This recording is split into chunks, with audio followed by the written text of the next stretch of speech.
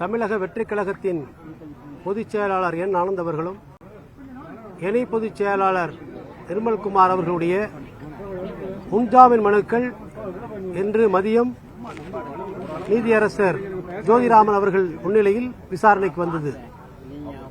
அப்பொழுது அரசு தரப்பில்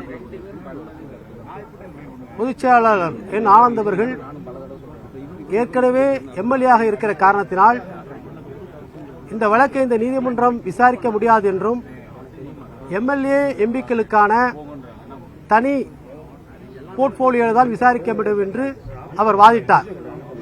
ஆனால் அதை இவர்கள் ஏற்க மறுத்து இந்த முறை இது போன்ற விடுமுறை காலங்களில்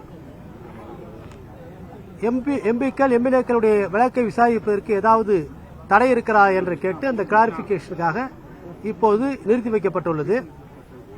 இரண்டு பக்கங்களிலும் பல்வேறு வாதங்களை எடுத்து வைத்தோம். எங்களுடைய தரப்பில் முதல் வாதமாக ஏற்கனவே அனைத்து இந்திய அண்ணா திராவிட முன்னேற்றக் கழகத்திற்கு 25/1/2025 இதே வேலுச்சாமிபுரம் மறுக்கப்பட்டது. எப்படி எங்கள் தமிழக வெற்றிக் கழகத்திற்கு கொடுத்தீர்கள் என்பதற்கான விடையை அவர்களால் கொடுக்க முடியவில்லை. அதேபோல எப்படி எங்களுடைய பொதுச் செயலாளர் மற்றும் துணை பொதுச் செயலாளர் இந்த வழக்கிலை சேர்த்தீர்கள் என்று சொல்வதற்கான எங்களுடைய மூத்த வழக்கறிஞர் ராகவாச்சாரி எடுத்து வைத்த வாதங்களை நீதிமன்றம் உன்னிப்பாக கேட்டுக்கொண்டு அதேபோல அரசு தரப்பில் அவர்கள் சில கருத்துக்களை சொல்லினார்கள். இதெல்லாம் எடுத்துக்கொண்டு இப்போது இந்த கிளாரிபிகேஷனுக்காக இன்று மாலை இந்த நீதிமன்றம் முடிவதற்குள் தீர்ப்பை சொல்வதாக சொல்லியிருக்கிறார்கள். அதன் பிறகு மீண்டும் உங்களை சந்திக்கிறோம். இன்றைக்கு அவங்க தொடர்ச்சியா வைக்கக்கூடியது ஒரு தண்ணி பாட்டு கூட ஏற்படுத்தல. பிஎம் ரிப்போர்ட்ல நீர்ச்சத்து குறைபாடுனாலதான் இறந்திருக்காங்க. ஒரு எந்த கட்சி நிர்வாகிகாவது பிரச்சனை நடந்ததுக்கு அப்புறம் தப்பிச்சு போவாங்க. அதற்கான உரிய பதிலை நீதிமன்றத்தில் கொடுத்திருக்கிறோம். அவர்கள் எந்த போஸ்ட்மார்டம் ரிப்போர்ட்டும் கோர்ட்ல கொடுக்கல. அதே போல எங்களுடைய மாவட்ட கழகத்தை சார்ந்தவர்கள் அனைவருக்கும் தண்ணீர் கொடுத்திருக்கிறார்கள். அது பிரச்சனை இல்லை. லத்தி சார்ஜ் செஞ்ச பிறகு அங்க ஒரு டிஷ் இருந்தது, அதில் போய் விழுந்திருக்கிறார்கள், ஸ்ப்ரே செய்திருக்கிறார்கள் என்கிறதை ஆவணமாக நாங்கள் நீதிமன்றத்தில் இன்றைக்கு சமர்ப்பித்திருக்கிறோம். நீதிமன்றம் நிச்சயமாக முடிவு செய்யும்.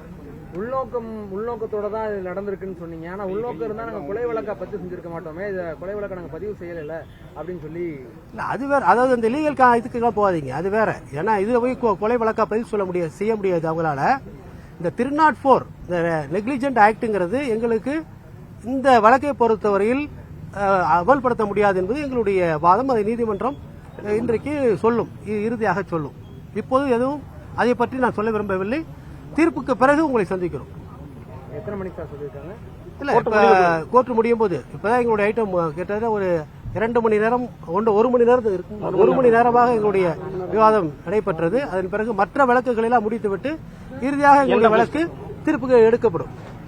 கோர்ட் முடியறதுக்குள்ள அவங்க இங்கே வந்துடும் சார். இங்கே வந்துடும் சார். அவங்க கேட்டது என்னன்னா, நீங்க ஆரம்பத்துல இருந்தே 12 மணிக்கு சார் இப்ப அவங்க ஒரே ஒரு விஷயம் மட்டும் சொன்னாங்க. இப்ப நீதியரசர் அருணா ஜெகதீசனுடைய என்கொயரி போயிட்டு இருக்கு. இப்ப கைது செய்வதற்கான எந்த விதமான முகாந்திரமும் எங்கள்கிட்ட இல்ல. அப்படியே ஒரு சூழ்நிலை ஏற்பட்டால் 41A நோட்டீஸ் கொடுத்து அதன் பிறகு முடிவு செய்வோம். இப்போது கைது செய்வதற்கான எந்த சூழ்நிலையும் எங்களுக்கு ஏற்படவில்லை என்று அவர்கள் தெரிவித்திருக்கிறார்கள். அதே நேரத்தில் நாங்கள் ஏற்கனவே எங்களுடைய மாவட்ட செயலாளரை கைது செய்திருக்கிறார்கள். ஆகவே இது கட்டாயமாக முன்ஜாமீன் வேண்டும் என்று எங்களுடைய இதை வைத்திருக்கிறோம். இவர் மேல பொறுப்பே இல்லைன்னு சொல்றீங்களா சார்? ஆனந்த் மேல பொறுப்பே இல்லைங்க. அப்படி இல்ல சார், இது லீகல் ஆஸ்பெக்ட் சார். அதெல்லாம் பேச வேண்டாம் சார். Legal aspect sir.